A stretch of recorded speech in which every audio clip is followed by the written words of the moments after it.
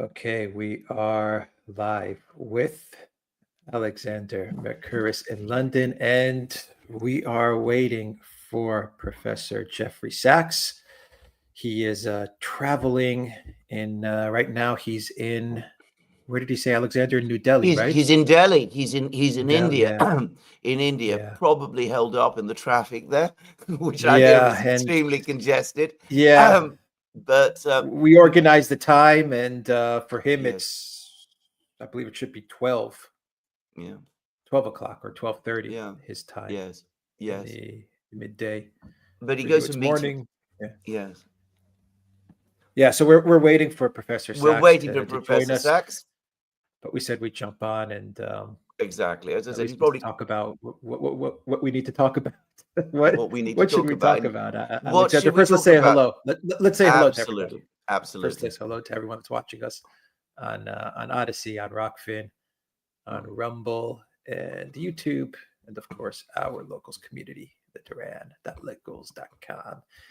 And a shout out to our moderators, Alexander. We got Peter in the house moderating, and we got Zariel in the house moderating. And that is it for today. Those are our moderators for today. Later on this evening, we will be having a live with Fidias, who is the European Parliament member, the EU Parliament member, who is a completely independent, 100% independent member of the European Parliament. That will be taking place at 18:45 Brussels time, which is 18. You're 1 hour back from Brussels, That's right, right. Alexander? That's right. London That's time. right. 17:45. Okay, so you're London 17:45. time. Okay, 1 hour back. Yeah, 17:45. We'll have another live stream today.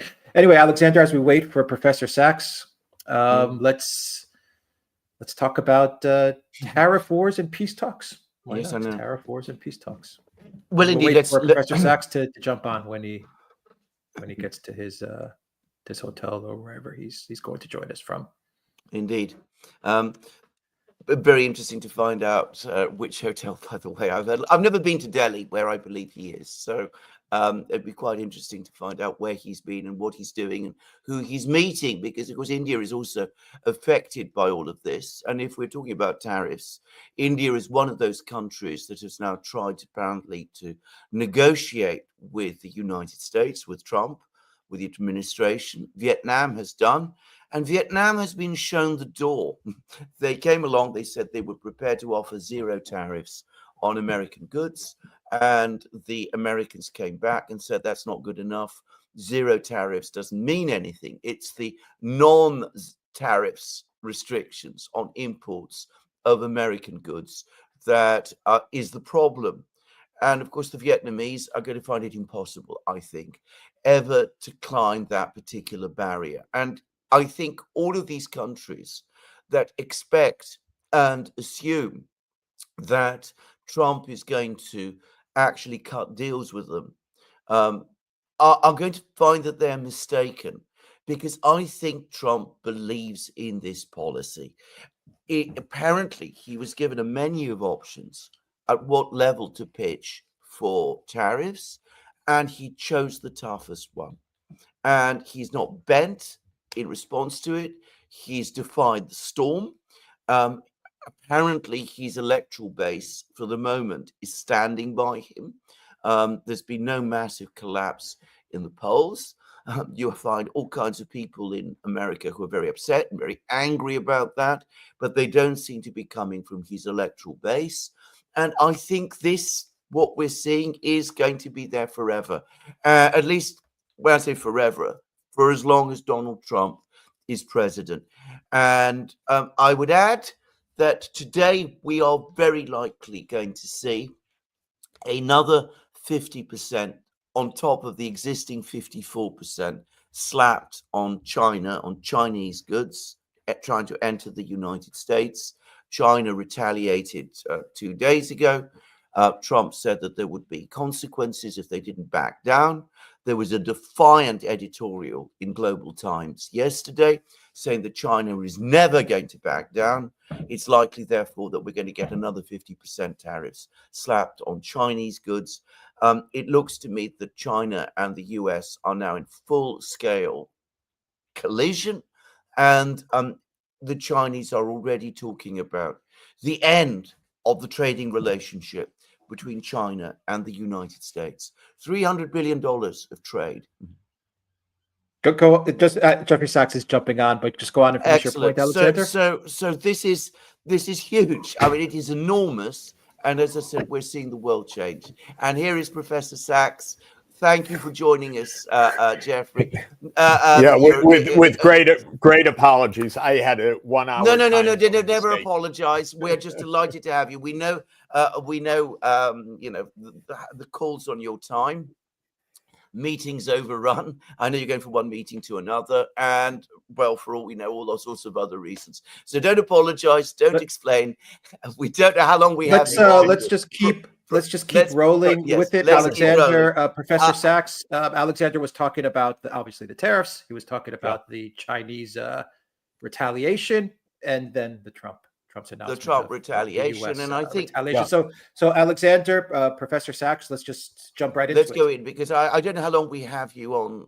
Sachs. we have at least 30 minutes if we like. So we're okay. We're Let's do 30 minutes. But since it's only 30 minutes, and since we have a colossal topic to discuss, you've written a superb piece about this, which you can find in various media outlets. Consortium News, for one, has republished it, but there are other places about tariffs. Perhaps you can go straight in. Tell us what you think about this new tariff system that is being suddenly launched upon the world. Apparently, he chose the toughest tariffs that he could come up with. I was saying that I don't think he's going to change his policy on this. He seems to believe in it, but give us some idea of what you think about it and what you think the economic consequences of this are going to be. Good. Great topic. Obviously, the whole world is trying to figure this out. I think we have to start with the proposition that the end result is still unclear. Will these tariffs stay or not stay? Is this a Trumpian kind of tactic or to negotiate some kind of outcome? Or is it really a new trade system for the United States? So maybe we start with the latter assumption that it's a new trade system just for purposes of understanding. And then we can work backward to say, well, is there something more devious in this, or is this a prelude to some big deals?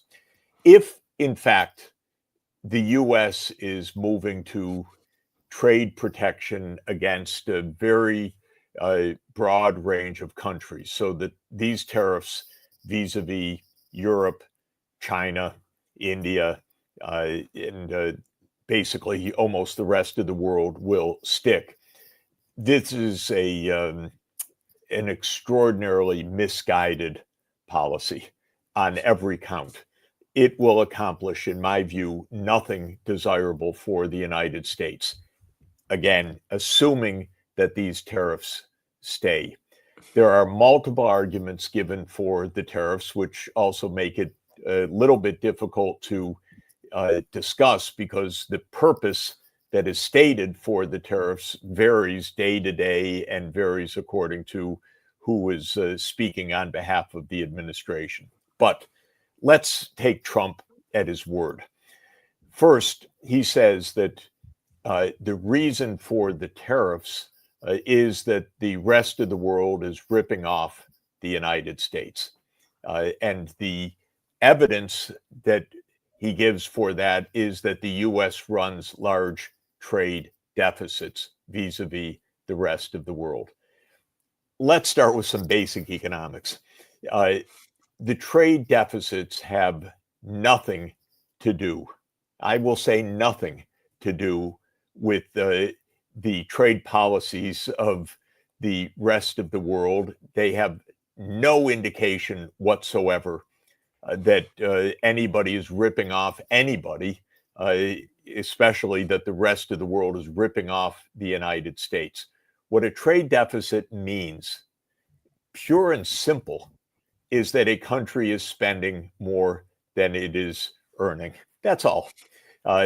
Technically, we would say a comprehensive measure of that imbalance is the current account balance, and the US runs a large current account deficit. The current account means trade in goods, trade in services of all kinds, comprehensively measured.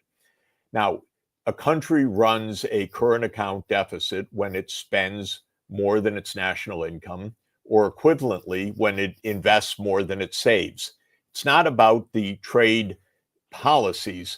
You can have a current account deficit in a world in which there are no trade barriers at all, no tariffs. Just country A, the United States, spends more than it produces, and therefore buys more from the rest of the world than the rest of the world buys from that country. No trade policy at all involved in that. And that is what economists call an identity, meaning it's definitional. To run a current account deficit, again, that's the term for the comprehensive imbalance of trade in goods and services, means by a statistical identity of the national accounts that the country is spending more than its income. Now, why would a country do that?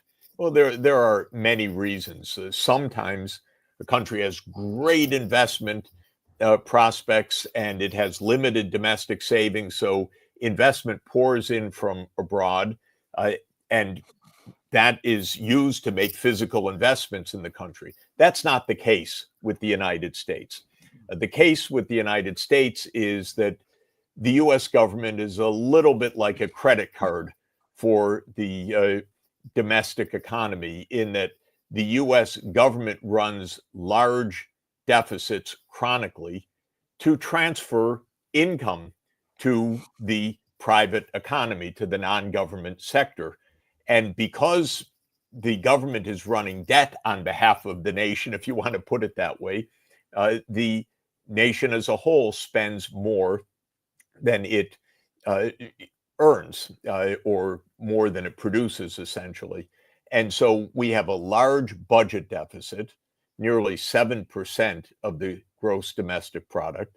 We spend it on wars, as we know. We spend it on incessant tax cuts that both parties like to give for their donor base especially, but also for their voters before election time.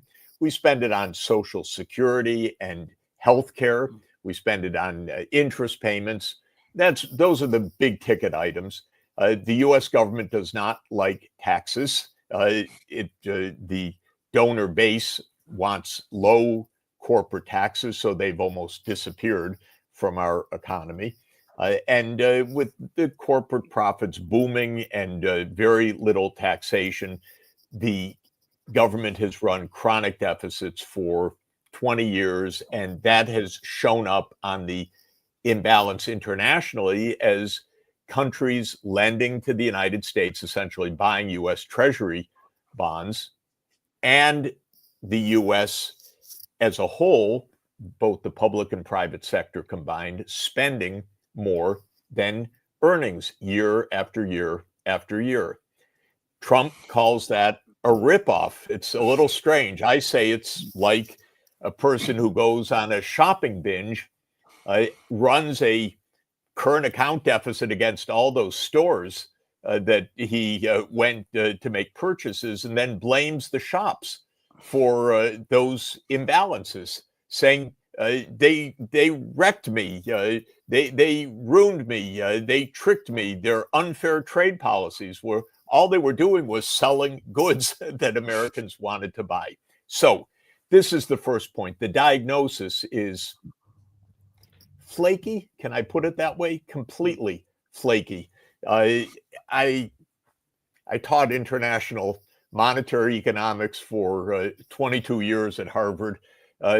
In the second day of the undergraduate course, I explained that a current account deficit was an imbalance of spending and production, essentially, not a measure of trade policy. That was a different semester, the microeconomics of tariffs and trade. This was a macroeconomic imbalance that in the US comes from the other deficit, the budget deficit. In fact, we call this the twin deficits problems, that you have a large budget deficit that shows up as a large trade deficit. So it's a kind of twin deficit. And this is a chronic characteristic of the US. Trump then says, I will put on tariffs to end this ripoff, forcing trade to be balanced with every country. Now, this is also primitive, I'm sorry to say. If you want balanced trade for whatever reason, in other words, if you want to export as much as you import, a kind of naive target, but if that is the target, you don't have to do that country by country. With some, you could run surpluses, and others you would run deficits. But Trump says, no, no, no, we're going to have balance with every single country. Okay, bizarre. Now, then he says we're going to calculate tariffs to get that balance. Now, this is also another little digression is needed. Trump said that he would impose reciprocal tariffs. Everybody quickly figured out that this is not what happened a few days ago. The U.S. Trade Representative's office that issued the paper said, we don't know what the tariffs are on the other countries. We can't figure that out. And there are non-tariff barriers, and it's very complicated. So we'll apply a formula. The formula is very primitive, but it basically says if we have a trade imbalance, well, that must mean that the other countries are ripping us off in some hidden or overt way. And we will calculate the size of the tariff that we need to close that imbalance. That's essentially what they said. Now, the calculation of what would be needed to close the imbalance is not only primitive, it's just primitive and wrong.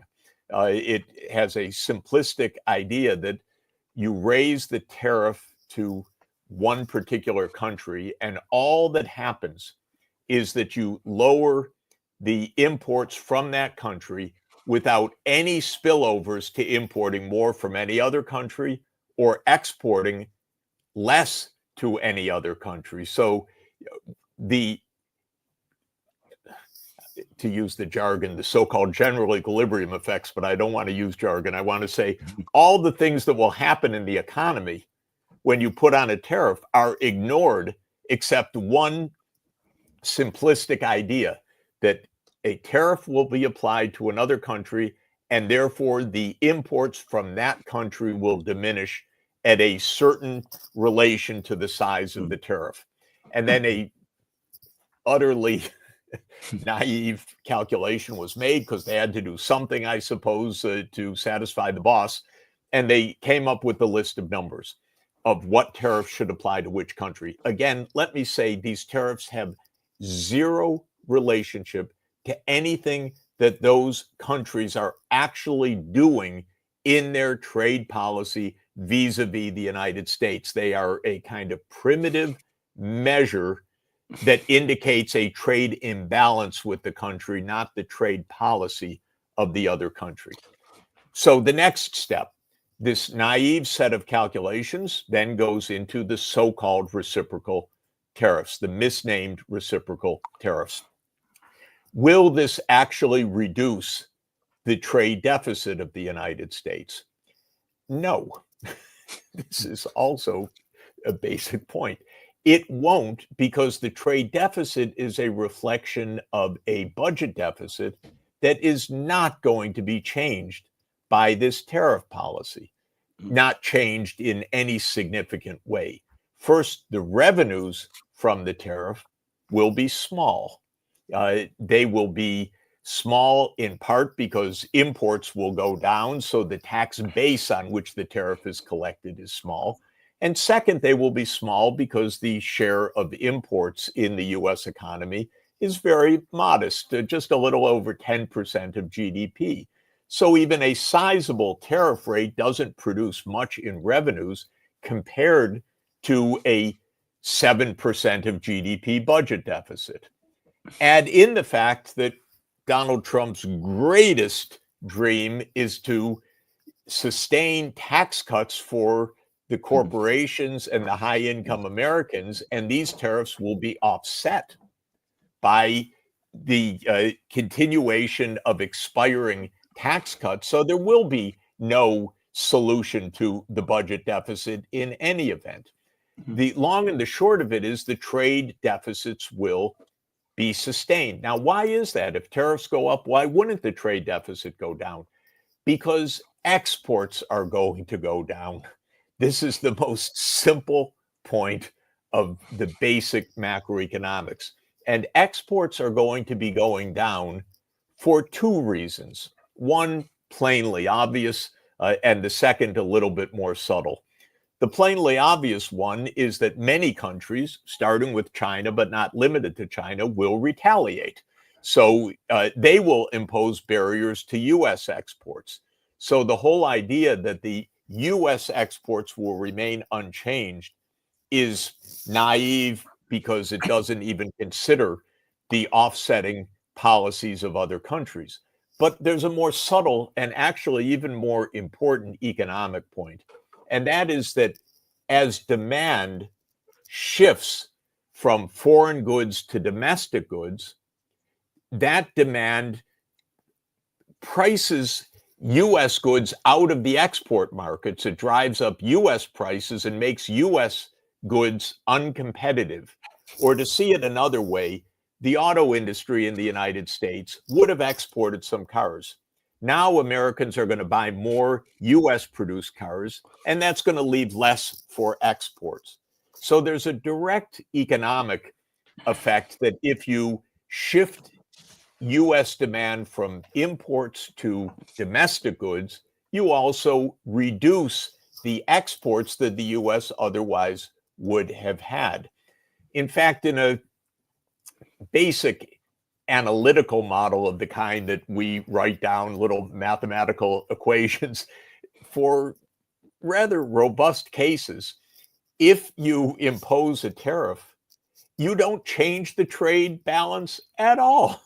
You just get an offsetting reduction of exports. And so the difference of the reduced imports and the reduced exports is a persistence of the trade imbalance. All of this is to say, because the imbalance has deeper roots than trade policy doesn't end the imbalance. Okay, let's wipe that slate clean. That was the motivation given. That was the argument. The argument is we're being ripped off. We will therefore stop the rip-offs by imposing tariffs. And that will end the rip-offs defined as a trade imbalance, which isn't a rip-off to begin with. Now, there are other arguments that are given, of course. Another argument is this will raise the living standards of Americans, and notably of industrial workers. This, too, is fundamentally false because U.S. workers actually have living standards in part because they can buy goods from abroad that are relatively inexpensive. You raise the price of those goods, several $1,000s, for example, for automobiles. Are you really raising living standards of American workers? The answer is, in general, certainly not. Well, what about the wages of the workers just in the industrial sector where the protection will be greatest? Will you raise those wages? Probably not. Even there, even in the limited part of the economy, understanding that the industrial employment is only around 10% of the US labor force, Most people work in the service economy, and their incomes are really going to go down in real terms because of the inflation on imported goods. But what about the protected industrial sector? Surprisingly, even there, the wages are likely to go down in real terms because production in the United States is actually complementary to production abroad. In other words, certain parts of the production process take place in Mexico, or take place in China, or take place in Vietnam, or take place in Canada. And then those intermediate products are imported to the United States and turned into finished goods. It's claimed that this has hollowed out the U.S. industrial sector. Not quite so. What it has done is put the lower skilled, lower wage work abroad so that Americans can earn more in the higher productivity parts of the value chain. In other words, what is being produced in Mexico or in China or in Vietnam is not the same thing that's happening in the United States. And what's happening in the United States is higher end production, more skilled work, typically workers with the much more educational attainment. The labor intensive, low productivity work is being done elsewhere. That is being brought into the United States at an intermediate stage. Now, suppose you say, no, we're not going to do that anymore. Americans have to do all of it. That's not going to raise their living standards. That's going to push workers into the labor intensive, low skilled sectors in this value chain. That lowers living standards. It doesn't raise it. It also makes American industry completely uncompetitive with any other country that uses an international value chain. Take another country that does the low-cost production work in low-cost places, finishes the skilled work in skilled places. That's going to be a lower production cost than what the United States is going to end up with by not taking advantage of the global division of labor. So in the end, living standards in the US will fall even in the industrial sector. In other words, Trump is breaking things. He is not going to reduce the trade deficit.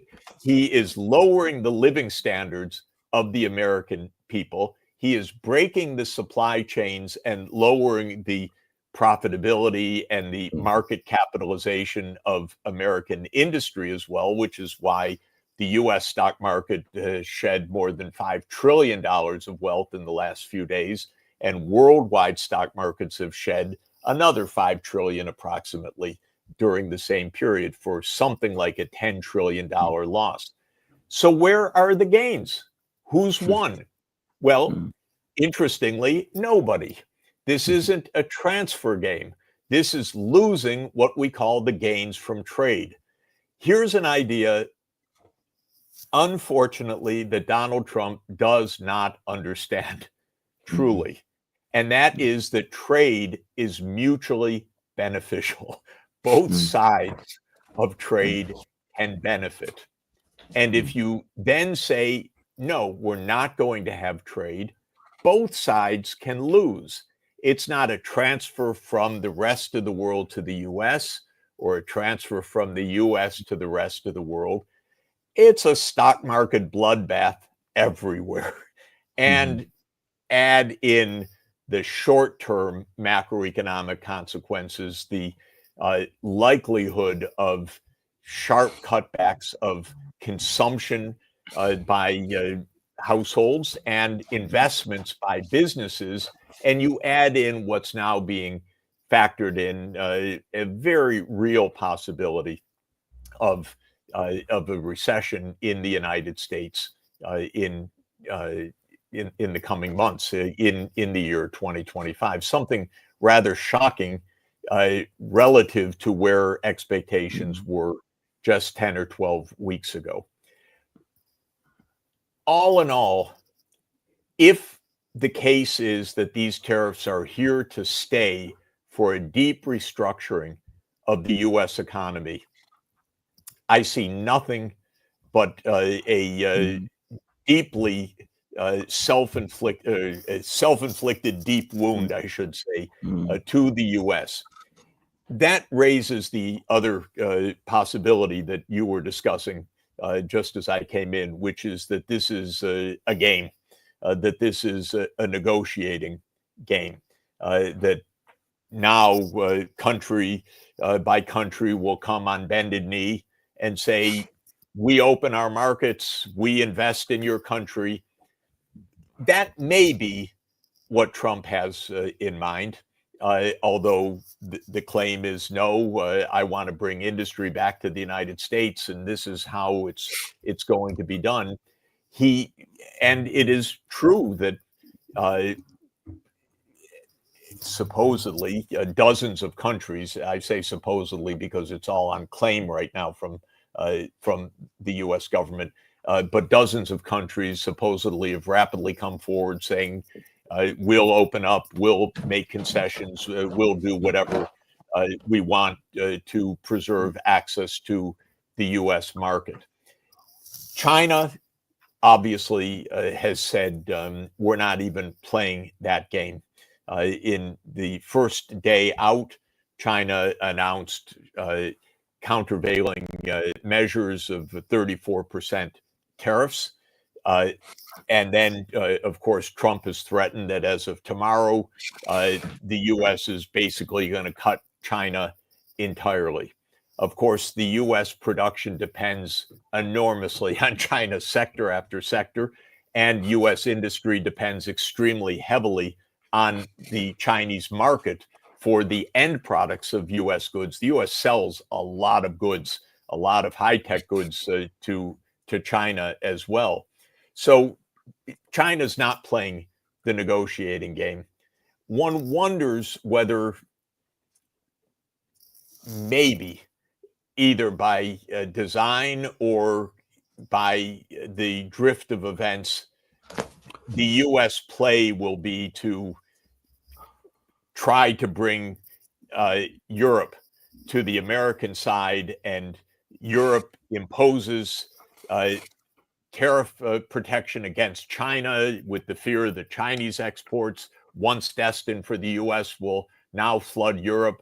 And so that Europe and the United States will get together, the West will defend itself against the Chinese threat, and that this will be the real purpose, if I could put real in quotation marks, the real purpose of these policies. Maybe. It's a little unclear, but that may be what at least somebody has in mind on this.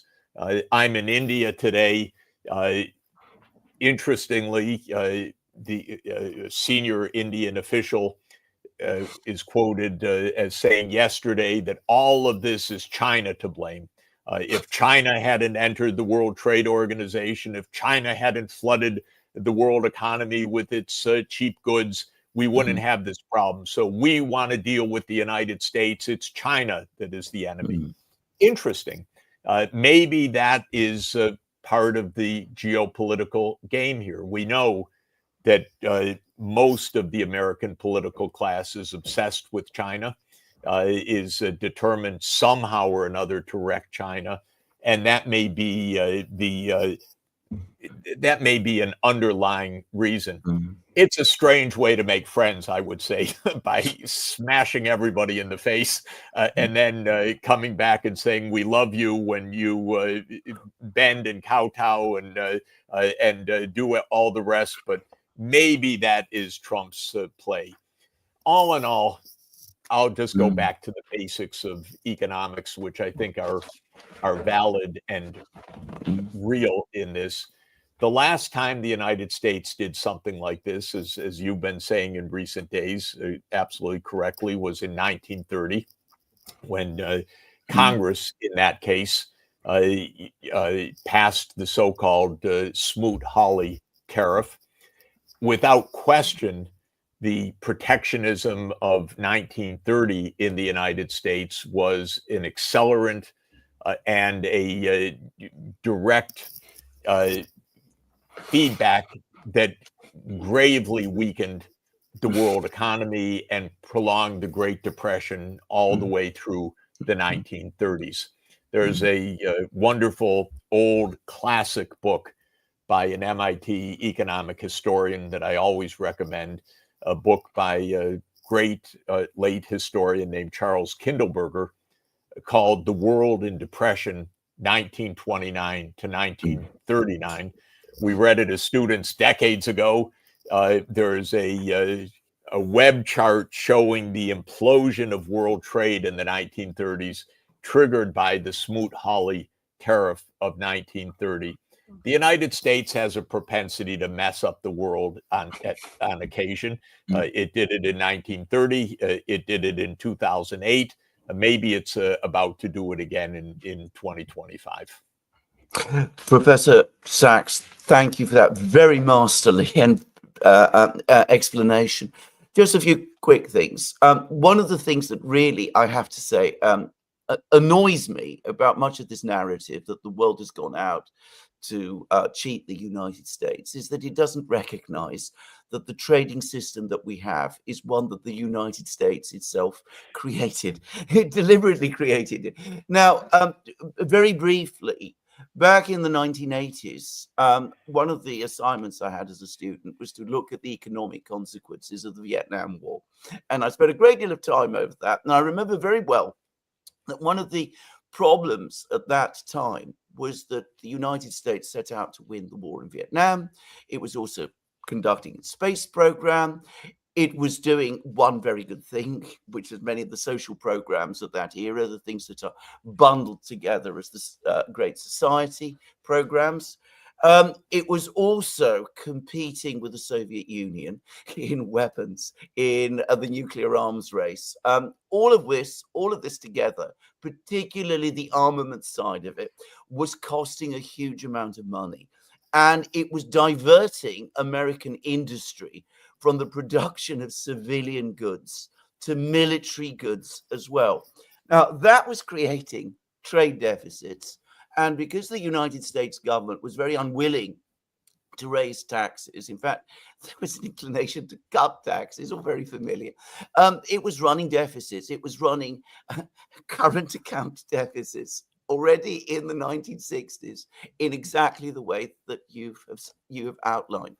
And eventually, what happened, it was very interesting, was that people in the United States, the people within the government of the United States got together and started saying, how are we going to deal with this? And we've got to deal with this by creating an economic and trading and financial system which will result in investment in funds flowing into the United States so that we can continue to do these things that we want to do, compete with the Soviets in terms of strategic weapons, wage wars in all kinds of places, not mainly specifically Vietnam, but other places, live beyond our means, if you like, max out our credit card, if you prefer. You can use all of these terms, but go on doing that basically indefinitely. And well, one doesn't want to say that everything was done, structurally and, planned out and things of that kind, because it never is. But eventually, that was what led us to the world that we have. And you could say that there were things before then. This system was one that the United States, or at least the government of the United States, deliberately devised for itself, this system of chronic current account deficits. And you don't even have to go into discussions about you need to run deficits in order to have reserve currencies. It was actually talked about then in the 70s. I mean, you go back to the debates that took place then. I remember, because I remember being struck by it, and this was in the 1980s that I remember reading all of this. So that's one thing I wanted to say, just by comment. The second is what you have described as a possible reason for these tariffs, basically to mobilize the world against China. Now, that looks to me not so much as a tariff policy, as a policy of economic war. And you mentioned, you take us all the way back to the 1920s and 1930s. And again, one of the books of economics, which I read long ago, I don't pretend I remember it very well, but it was by Keynes, which is the economic consequences of the peace, which is about the policies that were followed at the time of the Versailles Conference against Germany, which were basically to sort of also wage a kind of economic war against Germany through reparations. And of course, the point was that undermined the whole structure of trade relations and undermined peace. Now, if you're going to start economic wars are not going to create peace. And I'm talking about actual peace in the way that we popularly understand it. It is going to undermine peace. It is inevitably going to divide the world into economic blocks. And when you get economic blocks that are rivalrous and hostile to each other, they will evolve inevitably into competing geopolitical and military blocks as well. Now, that doesn't secure peace, that undermines peace. Anyway, am I right about these things or am I wrong about these things? No, you're very much on point on both of them. And let me discuss both of them briefly. First, because of the heavy spending and the trade deficits and the printing of money or cheap credits at the end of the 1960s, we actually had a breakdown of the monetary system of that period, which was a dollar-based system called the Bretton Woods system. It had established the dollar as the formal center of the international monetary system, with other currencies pegged to the US dollar. So we did not have floating exchange rates. We had stable or fixed exchange rates. That system ended in 1971 because the US was issuing too much credit and the dollar-based system was predicated on the idea that other countries could take the excess dollars they were receiving and convert them into gold because the US government would exchange dollars for gold at a fixed price. The US was running out of gold step by step as countries were coming forward saying, we don't really want the dollar reserves, we want gold reserves. The dollar backing by gold was causing an outflow of gold, and the gold convertibility was suddenly suspended by Richard Nixon in 1971, and the currencies in Europe and in Japan began to float against the dollar. I mention all of this because this kind of crisis also turns into a basic change in the monetary system. And that's going to happen again in the next years.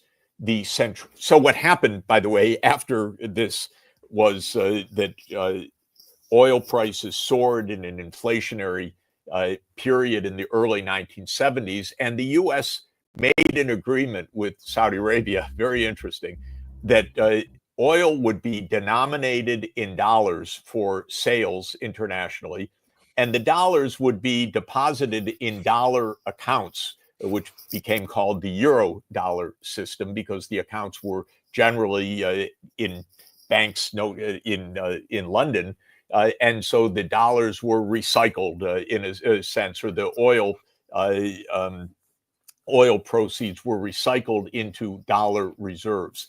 So we had floating exchange rates, but the dollar remained the central currency for payments and settlements. And that has remained true until today. It's going to end most likely, especially if this new trade policy is sustained. Again, that big if of what the purposes are. But countries are seeing this doesn't make sense for us to hold our reserves in dollars. That's very risky. US economic policy is unstable. The U.S. economy is unpredictable. The trade policies are unpredictable. And the weaponization of the dollar in confiscating Russian reserves, Venezuelan reserves, Iranian reserves, Afghan reserves, Afghanistan's reserves, and so forth, means that if you have some trade dispute or foreign policy dispute with the United States, you're likely to get your money confiscated. And more than that, with all these threats and sanctions that pour out of the White House every day, the dollar is a vehicle for enforcement, because what the United States says is, if you don't listen to us, your banks are going to be cut out of the dollar-based payment system. So all of this is to say that, just as you point out, that events similar to this of the late 1960s, early 70s led to big geopolitical change and financial change. They led to big monetary change. And I'm predicting that the US dollar will diminish markedly in its role in the next 10 years, that we truly will have not only a multipolar world, but a multi-currency world as well, especially with the rise of the renminbi as an alternative. Now, Trump knows that's very adverse to US prerogatives, and so he has gone out of his way to threaten China and threaten the BRICS. Don't you dare think about doing anything to dethrone the dollar. But can the United States really use its threats, its bluster, its trade barriers, and so forth to prevent other countries from taking preventative or remedial actions? And my feeling is that they cannot do so. The second point you raise is also extremely important. My whole career, I would say, has used relentlessly the book that you mentioned, The Economic Consequences of the Peace, which was written in 1919 by a young John Maynard Keynes, who had been part of the British negotiating team at the Versailles Treaty, and became deeply disillusioned by the economic warfare, the harsh reparations, and the other barriers that were going to be imposed on post-World War I Europe. And what made the book so incredibly important from my own thinking for decades is that he said a harsh peace, or this kind of economic warfare, does, as you said, conduce to war.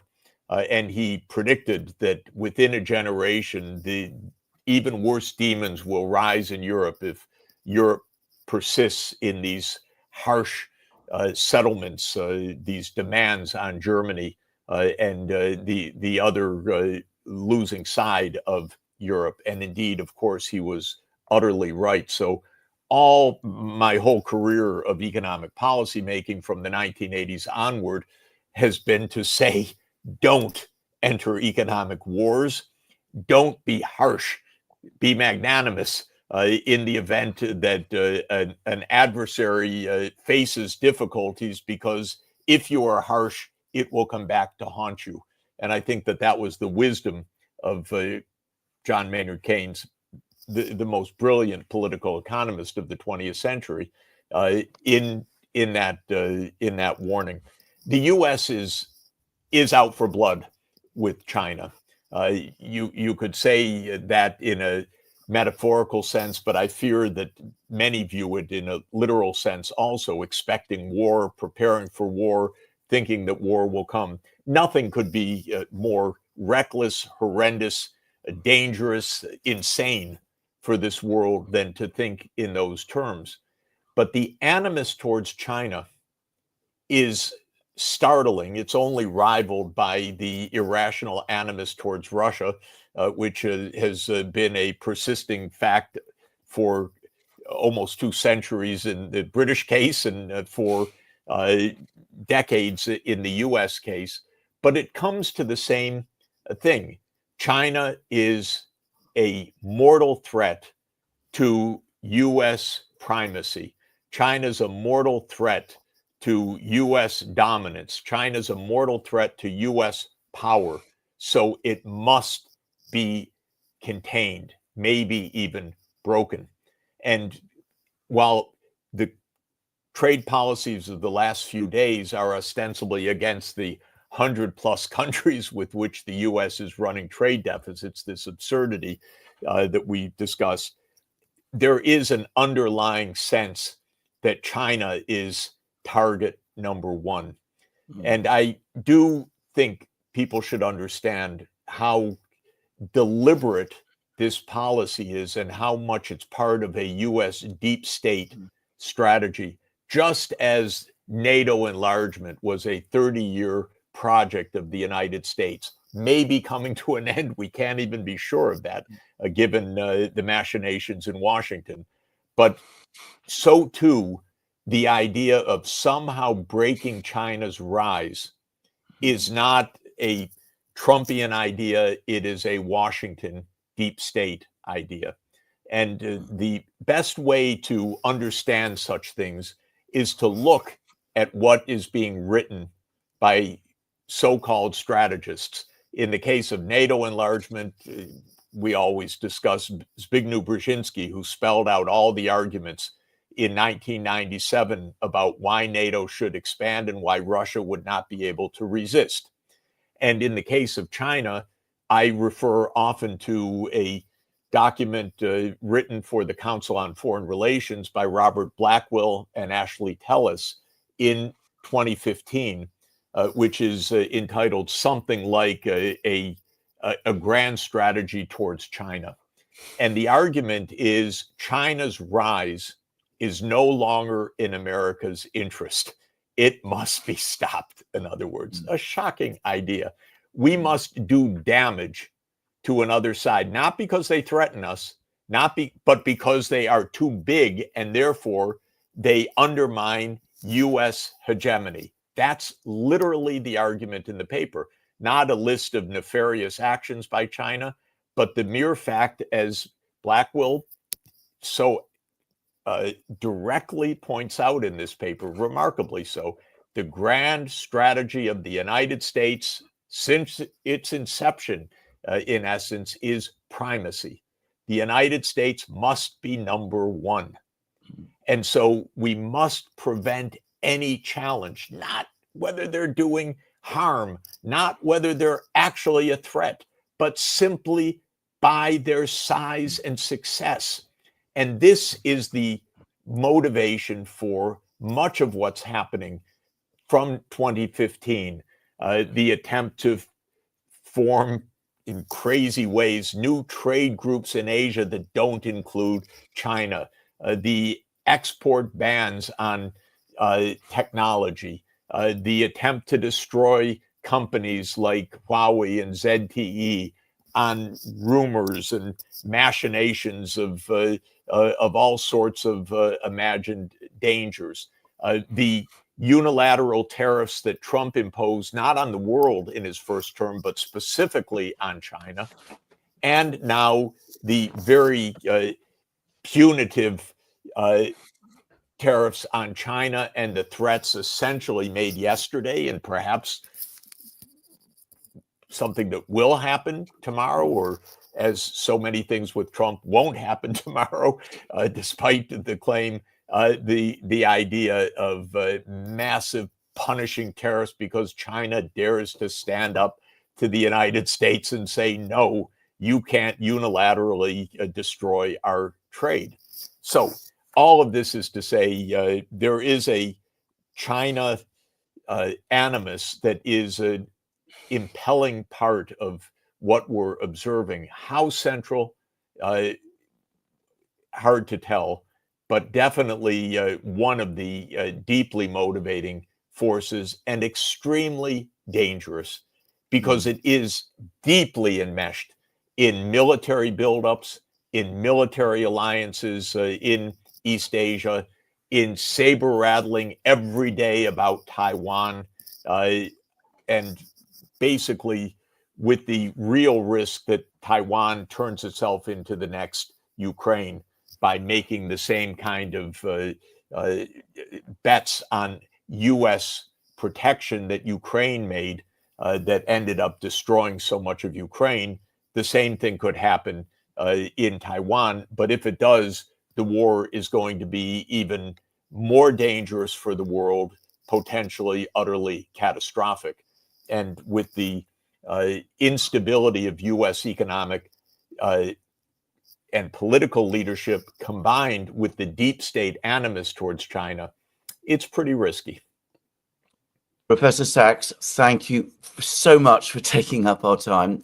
I wouldn't myself be too concerned, actually, about what Indian officials say. I think they're in the midst of trying to negotiate some kind of waiver. I'm sorry for India, by the way. I'm particularly sorry for Vietnam, Lesotho, all of these poor countries that have been dragged into all of this. People there who work very hard to build up their businesses and to make a living, they're all going to be hit by all of this.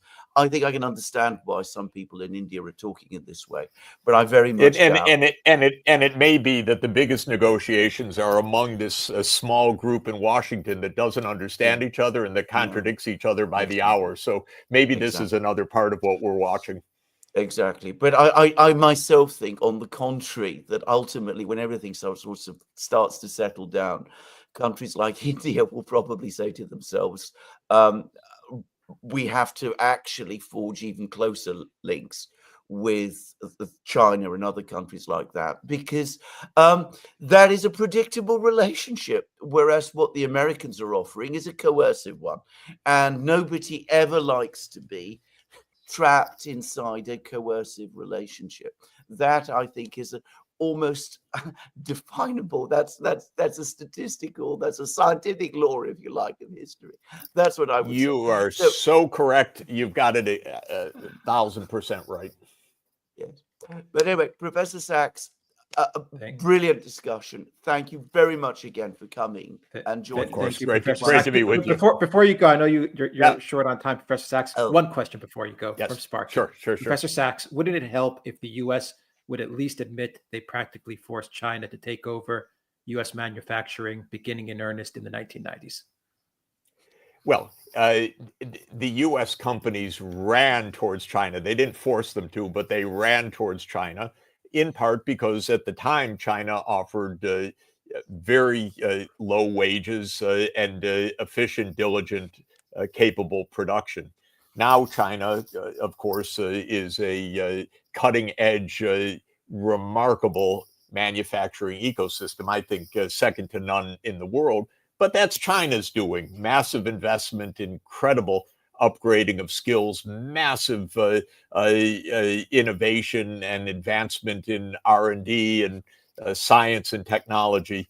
But in the 1990s, U.S. companies saw a lot of profits to be made. Again, I want to say, and I do want to be clear about this, that that a global supply chain, meaning that certain things get done in certain countries and other things get done in others, is mutually beneficial for that whole supply chain. It does not mean the hollowing out of America. It means that American workers engage in higher productivity areas. If, again, just to emphasize this point, Trump's policy really is to push Americans to do the entire supply chain, because barriers will break apart the global supply chain. Americans are going to find themselves doing a lot of low wage, very unpleasant work that they didn't want to do and that the American economy left behind decades ago. This will be forced back. It will not raise living standards. It will lower living standards. One more point I do need to emphasize, if I might, which is something general about trade that I didn't mention that should be mentioned. It is true, though it's subtle for the reasons I've tried to emphasize in terms of impacts.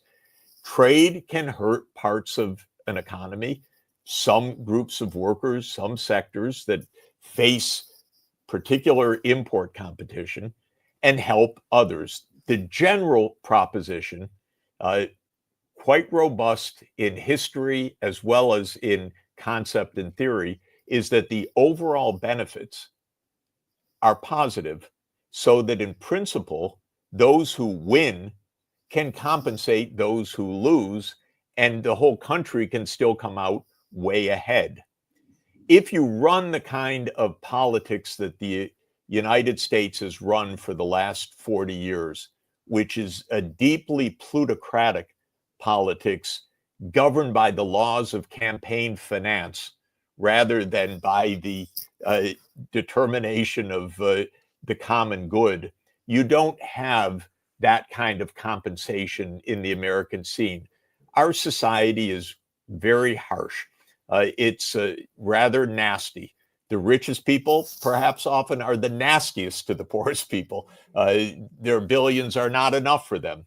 And what that means is that those who do lose, not only from trade, but from technology changes, from other change in the economy, don't get helped in the American scene. They get tossed into the rubbish bin quite often. We have an underclass that persists and that grows, that has addictions and poor health and falling living standards and falling life expectancy. American society is very harsh. No one comes to their rescue. Tariffs do not save them, believe me, not even remotely, not even remotely. But the political underpinnings of some of this support for Donald Trump is the claim that he will help them because no one else has helped them. The Democrats didn't help them. The past Republicans didn't help them. So people come to Trump, help us. And he tells them, yes, I will punish China. That will be your salvation. I will punish those who are ripping us off. That will be your salvation.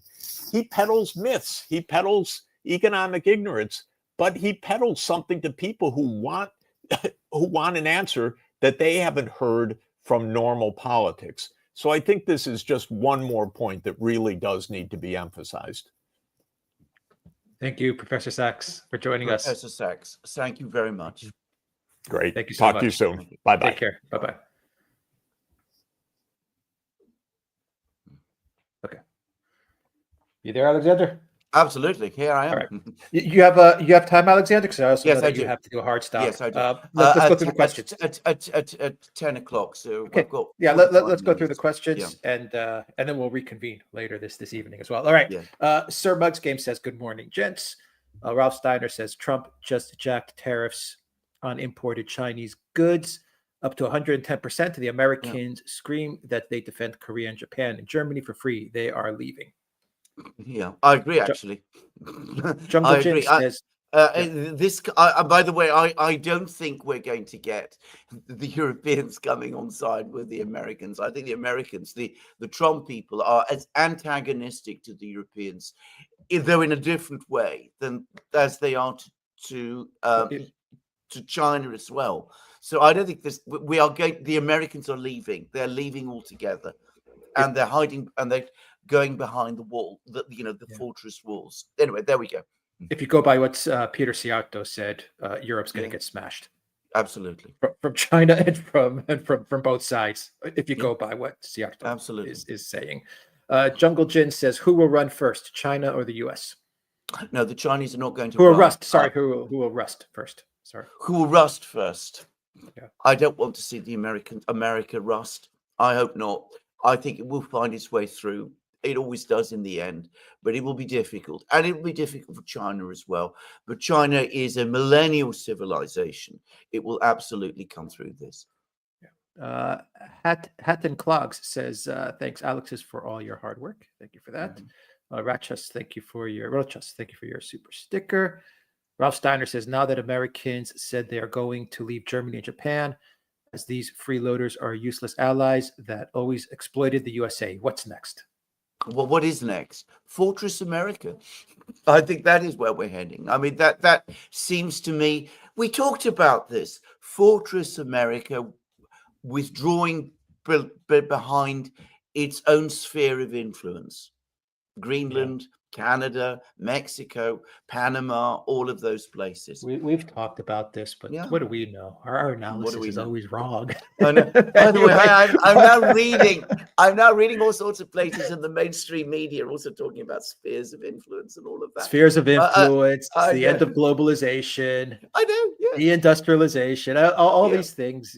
All Yeah, of these we've things. been Yeah. talking about this forever. Yeah, but now they're using all of these terms. All right, pause more. Even Stammer Even picked up Starmer, on your absolutely. end of He's, globalization. you know, the great globalist is going to lead us into the post-globalist future. I mean, Amazing.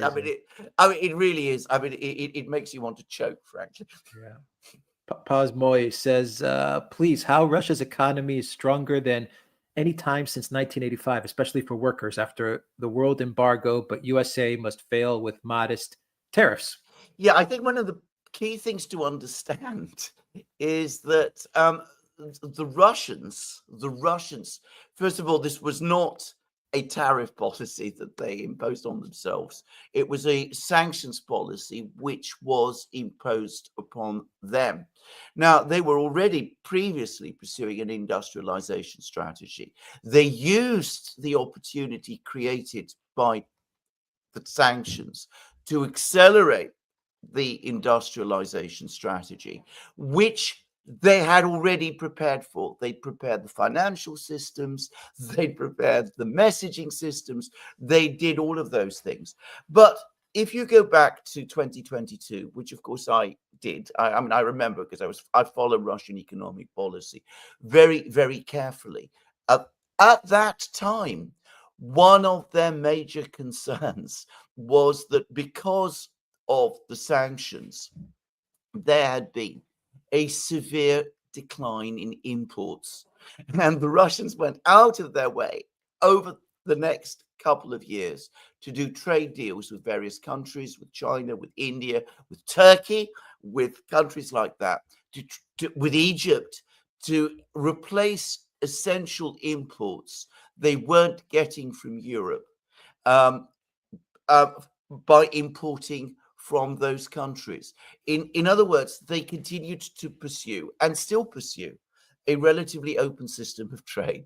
So, I mean, the comparison that some people make is not exact. There are elements of similarity, but there are also differences. And of course, one should also remember that the Russian economy is in a very, very different place anyway from the American one. The American one is a very mature economy. The Russian economy is a growing industrial economy, which is already reindustrializing and has been on a reindustrialization curve since the early 2000s. Hats and Clogs says, Alex, can you explain the context of the Greek quote, might makes right? The strong will do what they can, and the weak must do what they must. It's from Thucydides, and it is often misquoted. It is based. It derives from Thucydides' famous book on the Peloponnesian War, the war between Athens and Sparta, and there was an Athenian vassal state, which was the island of Melos, which tried to break away from Athens, from the Athenian alliance. So the Athenians would not accept that, and they sent an army and a fleet to bring Melos back into line. And the Melians said, why are you doing this? We have our right as an independent city state, an island, to pursue our own course. And according to Thucydides, the Athenians responded that you cannot do that because of the gods we believe and of men we know, that the strong do as they will and the weak do as they must. So that was what Thucydides said, that the Athenians said to the people of the island of Melos. Now, he wasn't, in my opinion, setting out some kind of law of human nature. He was actually condemning the policies of his home city, which was Athens, which he thought brought Athens to destruction and also moral destruction.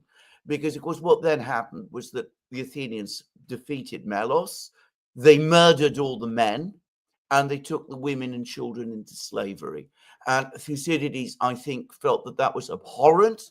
And I think he felt that this moral decline in Athens, combined with the political decline, was what eventually led to Athens' defeat in the Peloponnesian War. So I've given you a long explanation. I think Can you repeat that Thucydides is quote, very Alexander? misunderstood. Sorry? Can you repeat Yes? that quote one more time if you can? Yes. Yes. The gods.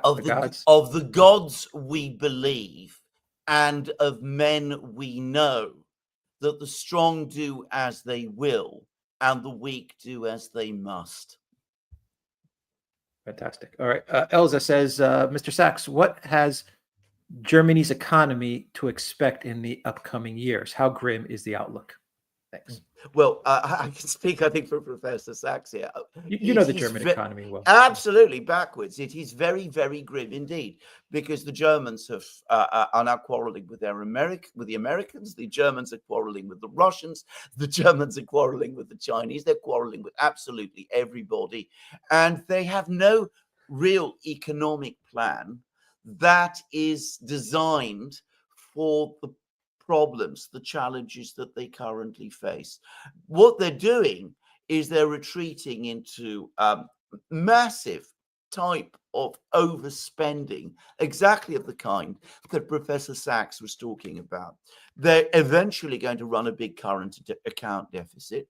That will lead inevitably to the kind of deficits that the United States now has, because German industry is going to be diverted towards rearmament, in which, by the way, it will fail for all kinds of structural reasons.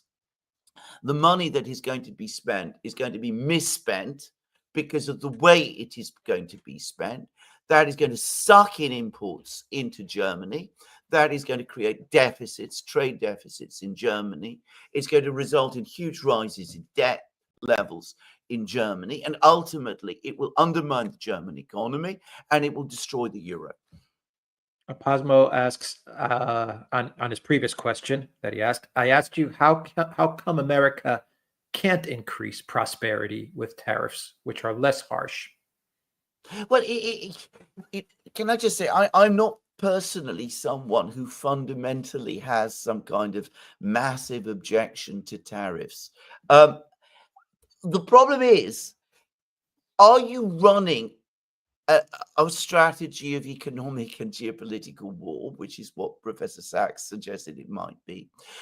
Are you running a tariff policy, in which case all you're doing is trying to protect your domestic industries, in which case the risk you run is that you're going to end up with a kind of industrial museum, which is what British industry became, as I very well remember from the 1980s. I used to visit British factories at that time, and I saw Victorian and Edwardian machine tools still being used. Or are you going to run a dynamic manufacturing economic policy of the kind that countries like Russia have done and the United States itself did in the late 19th century, at which time tariffs were only a part of, the whole system? I see no evidence so far that the United States has developed that kind of dynamic economic plan. By the way, on the subject of tariff policies by the United States in the late 19th century and early 20th century, a topic which, by the way, I also studied there a long, long time ago. One of the things I most clearly remember about that policy is that American advocates of protection were strongly opposed to reciprocal tariffs. They said reciprocal tariffs are a horror. You cannot set tariffs, against specific countries. You must have a single tariff which is intended to complement your domestic economic policy. Now, if you want to see somebody, you want to go somewhere, somebody who spoke out strongly against reciprocal tariffs, Henry Clay, some people may know Henry Clay, major American political figure of the early 19th century, one of the major advocates of protection, a Hamiltonian to his fingertips. He actually did a speech in the Senate in which he said that reciprocal tariffs are absolutely the wrong way to go. And that was the economic orthodoxy amongst protectionists throughout the 19th century and early 20th century history of the United States. Pasmo says, please just ask about that incongruity. Okay, that's okay. That's okay. Yeah. That's a message, I guess, within the chat.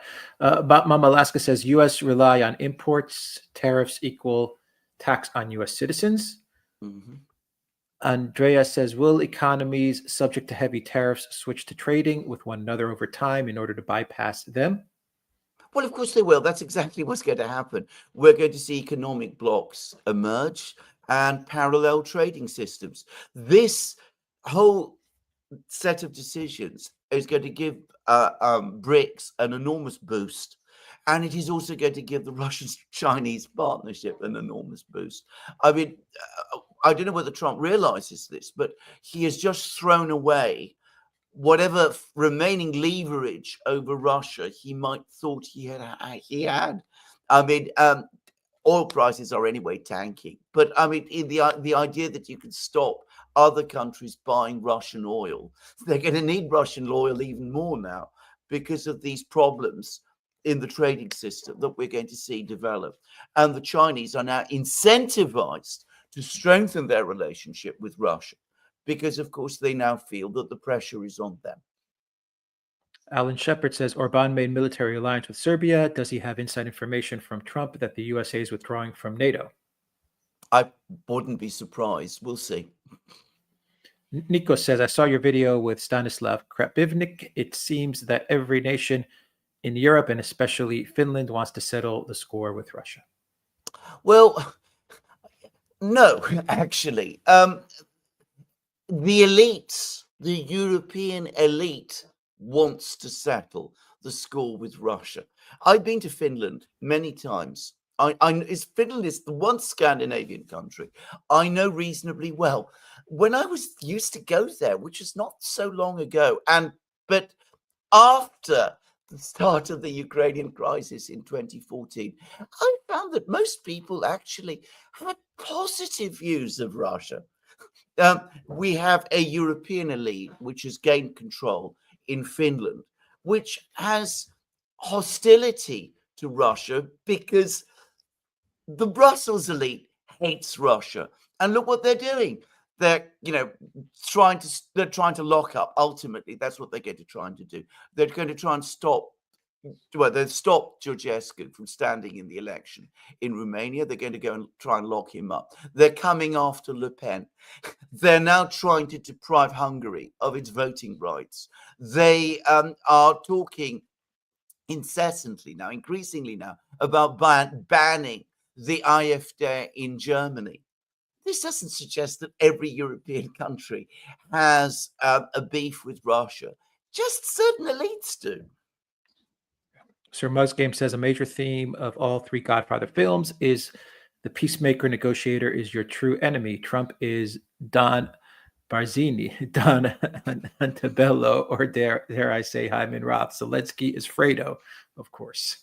Well, indeed. Well, interesting way to look at it. Nico says Russia doesn't have the population of the Soviet Union this time, and they won't use nukes. We need to stop denying it. They are not willing to do that. Whose question? Russia doesn't have the population of the Soviet Union this time, and they won't use nukes. We need to stop denying it. They are not willing to do that. Well, what are you suggesting? That the Russians should threaten nuclear war? I mean, they are winning the war in Ukraine. And we've just discussed this. Well, we've discussed this many, many times. Why would they want to use nukes and precipitate World War III and the destruction of their own country if they're already winning the war? This massive spasm we are getting across the West is a product it is a direct product of a Russian victory in Ukraine, of the failure of the American project, of the neocon project in Ukraine. And we're seeing this enormous recalibration take place in response to it. We should be grateful for the fact that the Russians are exercising the restraint that they are. Nico says they've just started to recover their population, and in the case of Ukraine, they gained more people via refugees in the Donbass, about 5 million. Russia can't lose the same amount of people as in World War II because they'll never recover. If Stanislav is correct and Merz is going to make the Fourth Reich and invade via Finland, how can Russia fight against that without nukes? Well, if we get into those kind of situations, if Germany tries to invade Russia, then we are in a World War III type situation. World War III between Germany and Russia. Russia would survive because it's huge. Germany wouldn't. It's as simple as that. I mean, it would be the end of Germany if they tried to do something like that. Every German war against Russia has ended in disaster, without exception, including the First World War, which Germany against Russia sort of won because there was, as we know, revolutionary change in Russia. But it weakened Germany to the point that it was unable to win the war in the West. KM says, Professor, what U.S. blueprint to get Medicare for all? Well, you can do all kinds of things with health systems. I mean, I'm not going to discuss the health system in the United States, which is Byzantine and labyrinthine, and I don't pretend to understand it very well. But there can be all kinds of changes done to the health system of the United States, and which would provide with a much more equitable and efficient one. My favorite speech, by the way, of President Kennedy's, by far, are not the ones that he used to make on foreign policy. It is one that he made in Madison Square Garden in, I think, 1962, talking about health politics. And he talks with knowledge and an understanding of it to a American working class audience. And you see his incredible understanding and affinity of that with that audience and his way of explaining things to them. And it is superb. Dongan, it says Trump does things like a bull in a china shop, but it always seems to work out. He might just surprise everyone. Could he just want to end globalism? Thanks, everyone. Love the podcast. Yeah, I mean, absolutely. I mean, with Trump, everything is so unpredictable. And I think another point I would like to make, which, it does not contradict Professor Sachs's points, which was that you can make all of the criticisms of Trump that Professor Sachs made, and they would be true. It is still the case that the system that existed before was ultimately an unsustainable one, that it was eventually going to break down anyway. You have to look for a change. Now, maybe the way that this is being done is wrong. Maybe this should have been a work of years. Maybe all sorts of people should have been drawn in, consulted, and spoken about, and you could have found other ways to do it. But in America today, deeply polarized as it is, with a deep state so embedded with all these issues, trying to do things methodically and gradually and effectively probably wouldn't work, because the system is designed to prevent change. Nico says, I don't know about you, Alex, but Merz really reminds me of Samaras here in Greek. Our politicians are idiots, but Samaras was pure evil, same as Merz. Alex probably remembers Samaras better than me. I was actually in Britain at the time. My brother has negative things to say about him, but I'm not going to make those comparisons. Ralph Steiner says, Alexander, how, due to tariffs, embargoes, has Russia's economy literally been better than any time since 1985, but it will destroy America's economy? I think I've already answered this question. Russia did not impose tariffs. Russia has been sanctioned by the West. That precipitated a major economic mobilization in Russia. They have very strong and effective planning mechanisms. They'd already prepared for this day before. and their economic system and industrial base is quite different. And they have pursued trade with various other countries, with China, with India, with Turkey, with Vietnam, whose leader, by the way, was recently in Russia, and who is also coming to the Victory Day parade shortly, with the Latin American countries, with Africa, with the Arab states. In 2022, it was a matter of serious worry to the Russians that imports into Russia had ended. Yeah, a concerned citizen says Trump is now Death Camp Donald. Well, no, I think that is. I mean, let's not rush into the other extreme of language. I mean, that is. I mean, that's not wrong. That's not merely wrong. I mean, it's incredibly unfair. Andreas Ferensky says, wouldn't it even make more sense to put a tax on U.S. private and public debt? I know it's a crazy idea. Well, my own personal view is that there are lots of things that could be done in the United States. I personally think, for example, that for the United States itself to straightforwardly pursue a policy of ending the reserve currency position of the dollar would be a good thing. I think that a lot of the problem is caused by the reserve currency status of the dollar. It's made it possible for the United States to run this enormous credit card debt.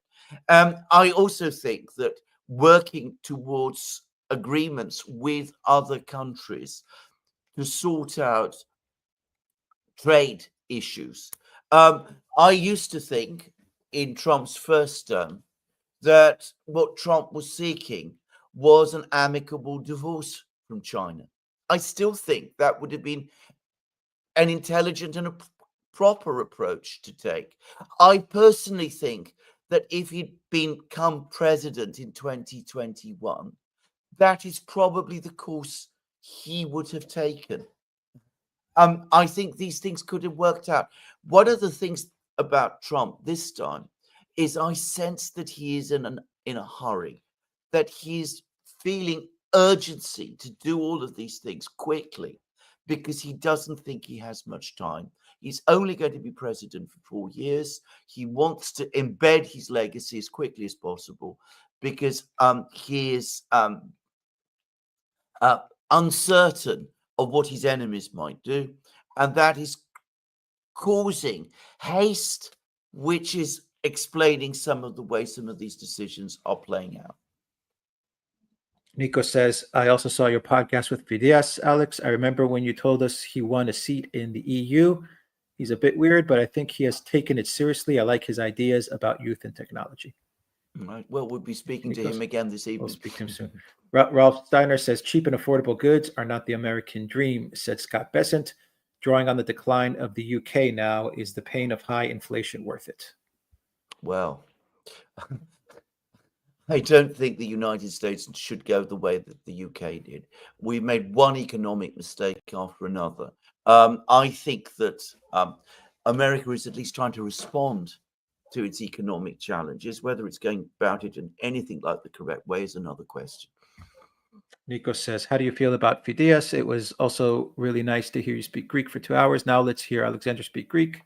His accent, I'll give you a 20 if you do it. I'll tell you something. I will tell you something, Nikos. When I go to Greece and I speak in Greek, because I always speak with an English accent, they assume I'm English, and I don't know what to say. So it's all very embarrassing. But anyway, I look forward to our program with Fidias because, well, he's, as far as I'm concerned, one of the few sane people left in the European Parliament. One of the voices of reason in a parliament which is populated by people who are completely irrational. Nico says, here's a 20 anyway for reading my columns and not banning me for annoying you. Thank you, both. Oh, no, you never annoy us, Nikos. Yeah. Jugglejit says, Larry Johnson thinks that Trump is using tariffs in a bid to refinance the U.S. debt at a lower rate. Your comment? Yeah, I mean, he may be right. He may be right, but will it succeed? Will it work out in the way that it will? Professor Sachs gave us, with the authority of a very, very fine economist, an explanation of why it won't work. Just saying. From Ralph Steiner, is working 3 jobs and living in a car the USA dream? Well, Dimitra, you made a good point, because to repeat again, the present, or rather the previous economic model was not working and was not sustainable. That is why we got Donald Trump. That's why he was elected. Dimitra, thank you for the memberships. Sparky says, Professor Sachs, shouldn't President Trump replace Scott Bessent with Brown University's Mark Blythe? Blythe seems to know how to recover an economy without subjugating people to crippling austerity. Well, I'm not able to discuss these things. I mean, I don't know these people. Doggone It says, when you've tapped out your credit cards, you don't keep doing the same thing. You try to pay them down. 36 trillion in debt. Maybe not buying junk from China is a good thing for all of us. Well, perhaps a more effective way of controlling things is actually to spend less on empire, on vast fleets and bases, and looking for quarrels with all sorts of people, to pursue a policy of peace, just to say, doing some of those things might actually work out better. And releasing all that productive capacity in the United States, which is being misallocated to incredibly expensive and inefficient weapons production, to more efficient and cheaper production of consumer goods, which the American people might actually be able to make use of. Just saying. Unknown Calrissian, thank you for that super sticker. Aurea Marston says, thank you, gentlemen, for the invaluable insight. Bill Rose says, Professor Sachs, the EU and US neocons brought us to the brink of World War III. Is it not worth directing a heat check at them, seeing as they have the most to lose from these tariffs? I'm sure he would agree with you. Tree 3 Climber says, what is Jeffrey Sachs's solution? Well, we didn't talk about solutions. We talked about the actual policies that we have been implemented at the moment. But I can tell you what I think Professor Sachs's solution would be: peace, actual peace, attempts to end the conflicts with Russia, to stop this constant policy of pushing and driving economies everywhere, driving economies elsewhere into the ground everywhere, looking for a balanced system of world trade and the reserve currency status of the dollar, which is going to end anyway. I agree with him completely about that, by the way. Mark Booten says, Jeffrey, you are dipping your bucket into a dry well when you talk to these 2 Trump adherents. Oh, come. You can't say anything rational about Trump. No, I know. You can't say anything rational about Trump. No. You say anything rational if you try to analyze Trump. No, you're a Trump adherent. You're either for him 100%, or against it 100%. Exactly. There's no middle ground. There's no analyzing. No, none of that. No. All emotion. And emotion is not always a good thing. No. Getting too emotional. Added Calrissian, thank you for that super sticker. Ralph Steiner says, why Germany wants 1,200 tons of gold back from the USA? Well, because they're afraid that if they leave it there, they won't get it back. Anyway, we'll see what they manage. Exactly. Iranian Kiddo, thank you for those memberships. Patty Irishman says, can Professor Sachs comment on the story that Gorbachev in an interview said NATO moving further east was never discussed with the US? He's actually discussed that many times. I don't know if you want to just comment quickly on that. Gorbachev said that, I think, at the time when he was trying to get a job in the US. He was very short in money at the time. The point is, there is absolutely no doubt whatsoever that the Western powers repeatedly told the Russians, Gorbachev and Yeltsin, by the way, that NATO would not expand eastwards. I mean, we now have it all confirmed in archives, in all sorts of places. James Baker said it. The US Secretary of State, George H.W. Bush said it. British Prime Minister John Major said it. Hans-Dietrich Genscher, the German foreign minister, said it. Helmut Kohl said it. I remember at the time Hans-Dietrich Genscher going on British television, giving an interview and saying, the Russians really don't need to worry about anything, because once German unification is completed, we will not move NATO 1 inch east. I remember it. I was watching it. I saw it happen.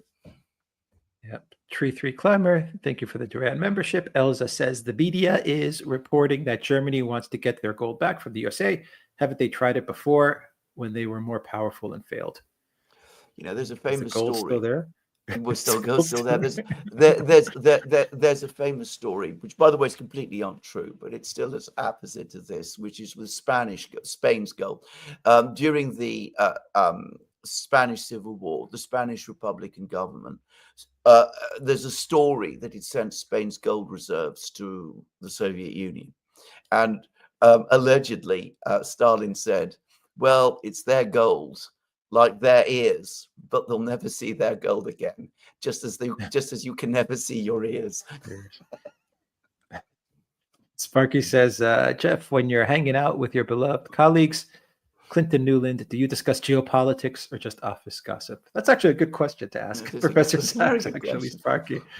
Yeah, there's an extraordinary article, by the way, in the London Times, which touches on this, which is by our former foreign secretary, William Hague, who was also a time leader of the Conservative Party, died in the war, fervid neocon, by the way. Anyway, he talks about how, as foreign secretary, he used to have direct line to Hillary Clinton, and how they used to meet with each other and joke together and gossip about other world leaders. So there you go. From Nikos, I respect Professor Sachs. He is one of the best, but he needs to understand that Europe is a cancer. They need to pay their debt to the world. Mm-hmm. So, Salim, thank you for that super chat. Ralph Steiner says, will Trump be standing with Xi and Putin on Red Square? Yes. Oh, no, he won't be. I mean, he's already ruled that out. And I don't think he should go, actually. I think it'd be most unwise to go to Red Square now. Yeah. Jungle Jin says, see Putin, Lula, the leader of Vietnam, all kinds of other leaders are going to be there too. It's going to be quite a lot of. Jungle Jin says, China and India have kissed and made up. Oh, yeah. Ralph Steiner says, has the post-1945 USA world now officially ended? I think we're very close to that point. Probably yes. And we shouldn't, regret it. The US gave an awful lot of good things during that time, as I can remember. But everything has its time. Ralph Steiner says, what about the 304 girls earning money on chats? I'm not sure I know about this. I'm sorry. Sparky says, Professor Sachs, would it help if President Trump ended the war on small business? Well, I think you're probably asking us about things that are going on in the United States, which I simply don't know enough about to be able to say. Dan Walda says, I disagree. I work for GM. They just scheduled Saturdays for this summer that brought back Chevy Blazer from Mexico. Okay. Chevy Blazer, yeah. So they brought back. I guess Dan is saying that they're going to be working on Saturdays on the Chevy Blazer. Okay. Thank you for that, Dan. Frank Merce says, good day. Can you guys do a program with someone who is tapped into Australian politics, please? Yes, absolutely. Okay. I think we should do. Yeah, absolutely. Elza says, you hear it here first, gentlemen. You are the best. Thank you, Elza. William says, if Stammer had not dissed Trump, helped Harris, and persistently tried to sabotage the U.S.-Russia peace, could we have gotten a UK exemption to the tariffs? Who knows? Possibly. David Zucchero, welcome to Duran Community. Raphael says, if I were Macron, I will chill for a bit. Putin is coming after him, and this time it is personal. Putin said he is the one who tried to take him out. That's what Raphael's saying. Putin loathes Macron. It's strange that Macron doesn't get it. Just to say. And this Delanakis says, when would you say the world will return to some sort of normality? What is normality in international relations? I mean, some people would say war is normal in international relations. I don't know what normality is, but I would like to see a world which was at peace. The world I was born into in the 1960s was more at peace than today's world is, even though we had the Cold War. Raphael says 44 months is not one day. LOL. Good job, guys. Thank you. Thank you, Raphael, so much for that. Ralph Steiner says, what is the British stormtroopers? When are the British stormtroopers invading Russia? Or what if the British stormtroopers invaded Russia? Sorry.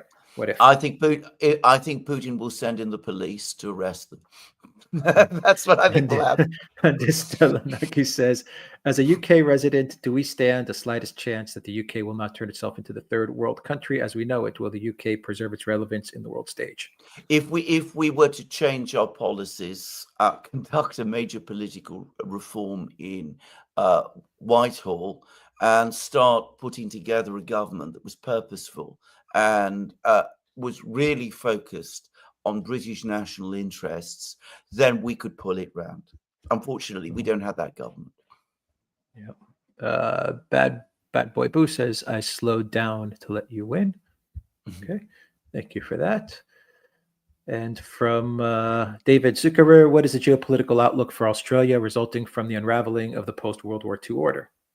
I think Australia needs to make some very important decisions about where it's going and what it's going to do. And I'm going to suggest that it needs to start thinking of itself again as a sovereign state. And the first thing it needs to do is to make itself a republic. Just so. Commander Crossfire says, why was Madagascar hit so hard with tariffs? You tell me. I don't know. Maybe because they're vanilla exports. They make the best vanilla, by the way. The best vanilla pods come from Madagascar. Maybe they were, registering a big trade surplus for Madagascar. I don't know. Doggone it says, by U.S. law, you walk into the emergency, you get treatment. The U.S. citizen ends up paying the cost. Trump feels like he only has till the midterms. Trump feels like he only has till the midterms. I think so. I think this is exactly right. He feels the pressure of time on him, and that's why he's racing. Yeah. Commander Crossfire says, if Trump wanted to give the U.S. taxpayers a hand, he could stop spending billions bombing Yemen. Rolling back the MIC might be more helpful than tariffs. I agree. Yeah. Sparky says, Mark Blythe. Yeah. Mark Blythe is a Scottish economist. The U.S. poached from the UK like so many great RADA actors, RADA actors. Thank you for that, Scotty. And Ed Burns says, thank you both for such amazing commentary on the craziness of the world. Mercurius, the shoe rack is a mess. It certainly is. I'm going to replace it. All right. And one final one from Andy Stelonox says, if you would have to move to a country, which country would you consider as your final destination in current geopolitical circumstances? I never think of it in those terms. I mean, I love my country very much, Britain, and I love Greece also very much. That's my other country. Those are my two countries, and I can't imagine myself living anywhere else, to be honest. I don't want to think beyond that. I mean, I can't really think of other places where I would want to be permanently.